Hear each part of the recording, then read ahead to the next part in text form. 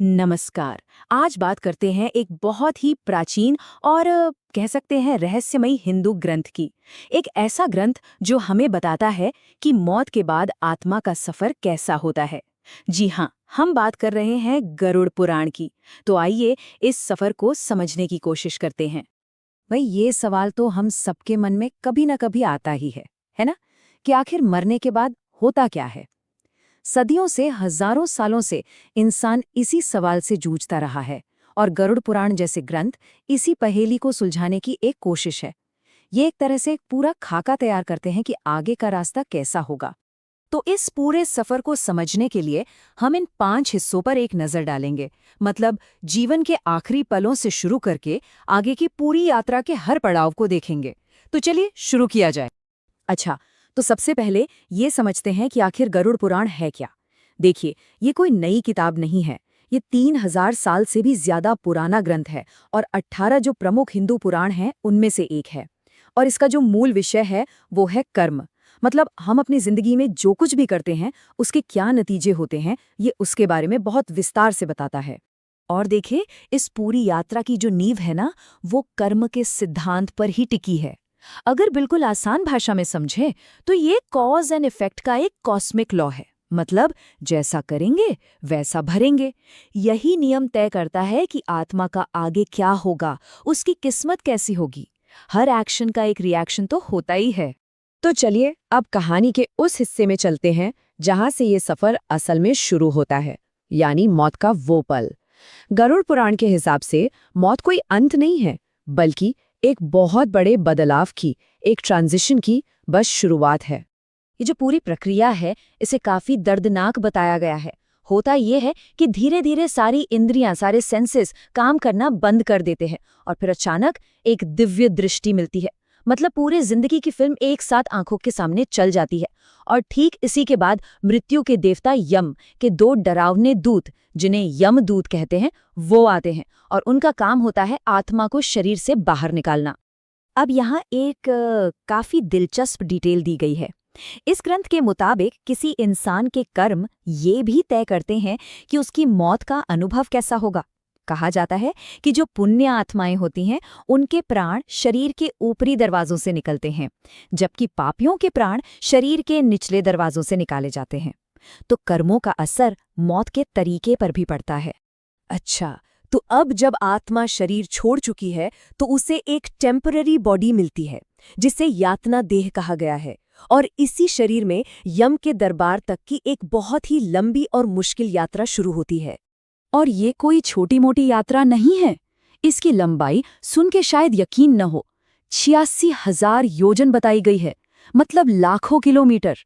और ये पूरा सफर आत्मा को अकेले ही तय करना होता है। रास्ते में जो भी कष्ट मिलते हैं वो उसके अपने ही पिछले कर्मों का फल होते हैं। सोचिए जरा, ये रास्ता कितना भयानक होगा। दूर दूर तक न कोई पेड़ है छाया के लिए, न पीने को पानी। नीचे जलती हुई रेत और नुकीले पत्थर हैं जिन पर चलना है। और ऊपर से यमदूत लगातार कोड़ों से मारते रहते हैं। मतलब हर कदम पर सिर्फ तकलीफ ही तकलीफ है। और जब लगता है कि इससे बुरा क्या होगा, तो इस यात्रा में एक और बहुत बड़ी मुश्किल सामने आती है। एक नदी जिसका नाम है वैतरणी, और इसे पार करना लगभग नामुमकिन माना जाता है। इस नदी का जो वर्णन मिलता है वो सच में रोंगटे खड़े कर देने वाला है। इसमें पानी नहीं बल्कि खून, मवाद और गंदगी भरी हुई है। और उसमें भी मगरमच्छ और मांस खाने वाले पक्षी जैसे खतरनाक जीव रहते हैं। ऐसा कहा जाता है कि इस नदी को सिर्फ वही लोग पार कर पाते हैं जिन्होंने अपनी जिंदगी में गौदान जैसे कुछ खास पुण्य कर्म किए हों। तो इस लंबी और भयानक यात्रा के बाद आखिरकार आत्मा पहुंचती है यमराज के दरबार में। वहां मृत्यु के देवता यम हैं और उनके साथ हैं उनके मुनीम चित्रगुप्त। और यहीं होता है कर्मों का असली हिसाब किताब। और उस वक्त चित्रगुप्त आत्मा की पूरी जिंदगी का बही खाता सामने रख देते हैं। हर छोटा बड़ा काम, सब कुछ दर्ज होता है। वहां कोई बहाना नहीं चलता, कोई झूठ नहीं चलता। अब बस अपने किए हुए कर्मों का फल भुगतने का समय होता है। गरुड़ पुराण में 1-2 नहीं बल्कि 21 प्रमुख नरकों के बारे में बताया गया है। और हर नरक एक खास तरह के पाप के लिए बना है। आत्माओं को उनके कर्मों के हिसाब से ही इन अलग अलग नरकों में भेजा जाता है। जैसे एक नरक है तामिस्र, वहां सिर्फ और सिर्फ घुप अंधेरा है। एक है कुंभीपाक, जहां आत्माओं को खौलते हुए तेल में पकाया जाता है। और यहाँ जो कर्म का नियम है ना, वो बड़ा सीधा और सिंबॉलिक है। मतलब जैसा पाप वैसी ही सजा। हर पाप के लिए एक खास तरह की सजा तय है। जैसे अगर किसी ने झूठ और धोखा दिया है तो उसे तलवार की धार कर चलना पड़ता है, या जिसने अच्छे लोगों को सताया है उसे कुत्ते और गिद्ध नोच नोच कर खाते हैं। एकदम कॉज एंड इफेक्ट वाला मामला है। पर कहानी यहाँ खत्म नहीं होती। नरक में सजा पूरी करने के बाद भी आत्मा का ये सफर अभी पूरा नहीं हुआ है। असल में इसके बाद शुरू होता है पुनर्जन्म का चक्र। तो आत्मा का जो अगला जन्म होता है वो भी उसके बचे खुचे कर्मों से ही तय होता है। बड़ा ही सीधा हिसाब है। जैसे जिसने अनाज चुराया हो वो अगले जन्म में चूहा बनकर पैदा होता है, या जिसने सोने की चोरी की हो वो कीड़ा मकोड़ा बनता है, और जिसने अपने गुरु का अपमान किया हो उसे ब्रह्म राक्षस जैसा भयानक जन्म मिलता है। और ये साइकिल चलता रहता है। जानवरों और दूसरी छोटी छोटी योनियों में हजारों जन्म लेने के बाद कहीं जाकर आत्मा को फिर से इंसान का जन्म मिलता है। और इसीलिए मानव जन्म को इतना दुर्लभ और कीमती माना गया है, क्योंकि यही वो मौका है जब इस पूरे जन्म मरण के चक्र को तोड़ा जा सकता है। लेकिन एक बात समझनी जरूरी है, गरुड़ पुराण का मकसद सिर्फ डराना नहीं है, ये एक तरह से गाइड बुक भी है।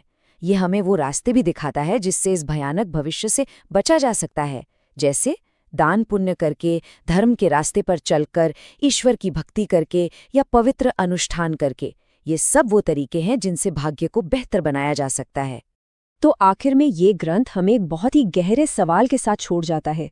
अगर हमारा हर काम, बोला हुआ हर शब्द और मन में आया हर विचार हमारे आने वाले सफर की राह बना रहा है, तो ये सोचने वाली बात है कि हम आज, अभी अपने लिए कैसी यात्रा तैयार कर रहे हैं।